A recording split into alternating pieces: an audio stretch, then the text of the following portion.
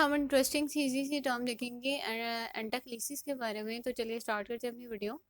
एंटाक्लिसिस is a rhetorical device where a word or phrase is repeated but it is used in different meanings or senses with the same sentence or context। ये basically ऐसा word play और इस तरह से twist add करने के लिए हम यूज़ करते हैं किसी सेंटेंस में, यानी कि वर्ड्स जो हैं दोनों मतलब समहाउ सेम ही होते हैं लेकिन डिफरेंट सेंस कन्वे कर रहे होते हैं। ठीक है, सेम वर्ड जो है वो डिफरेंट सेंस जो है वो नेक्स्ट फ्रेज में कन्वे कर रहा होगा। और ये कुछ ऐसी फ्रेजेस होती हैं जो इंसान को हमेशा याद रहती हैं, मेमोरेबल होती हैं, क्योंकि इसमें बेसिकली जो राइटर होता है उसको मोटिव होता है वर्ड प्ले या कोई ट्विस्ट ऐड करना।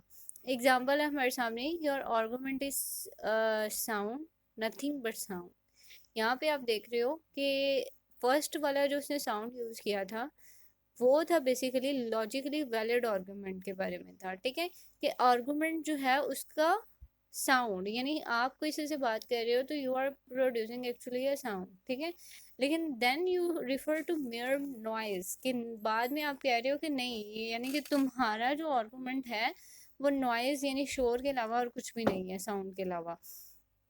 ये बेसिकली एंटाक्लिसिस की टेक्निक थी कि आप जो है वो वर्ड्स को रिपीट कर देते हो लेकिन आप डिफरेंट मीनिंग और डिफरेंट सेंसेस में यूज़ और डिफरेंट कॉन्टेक्स्ट में यूज़ कर रहे हो, तो सेम सेंटेंस में रहते हुए।